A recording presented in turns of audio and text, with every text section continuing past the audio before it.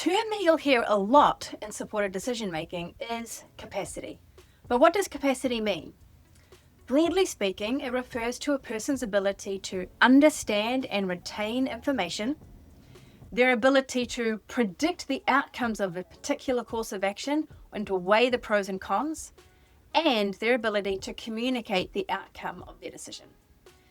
There are multiple terms that are used to describe capacity, including competency, decision-making skills, and the term that the Law Commission uses is affected decision-making capacity. But all of these things are the same. But there is another very important kind of capacity that we need to talk about with supported decision-making, and that is the term legal capacity.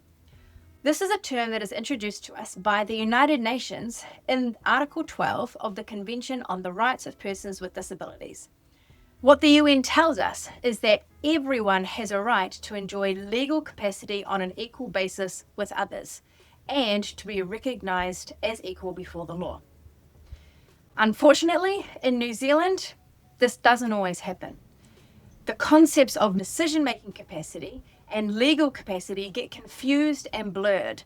So if a person in New Zealand has fewer decision-making skills or less capacity, then they might have less legal capacity too. Or in other words, the law will not recognise the decisions that they made. But this is not a human rights-based approach.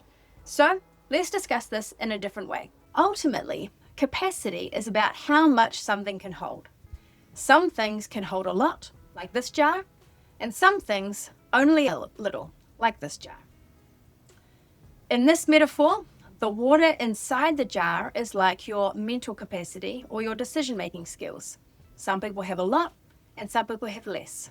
The jar is the legal capacity. And right now in New Zealand, if somebody has their full decision-making skills, then they have their full legal capacity. And if they have fewer decision-making skills, they have less legal capacity. And in some instances, they might not have any legal capacity. Those rights might have been taken away from them and given to somebody else who is a substitute decision maker.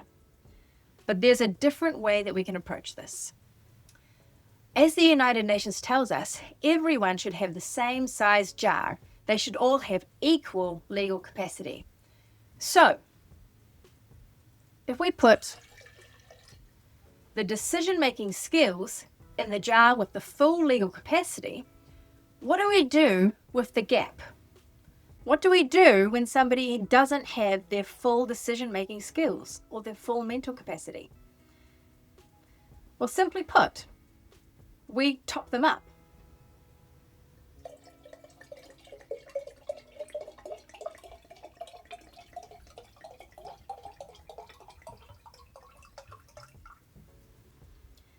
This top-up is called supported decision-making. And what it looks like will be a little bit different for each person and for each decision. But broadly speaking, it will probably include having more time to make the decision, having information given in a way that is accessible to the person, like easy read, and having a trusted person alongside to act as a supporter for that decision-making process. Topping people up, that's what supported decision-making is all about.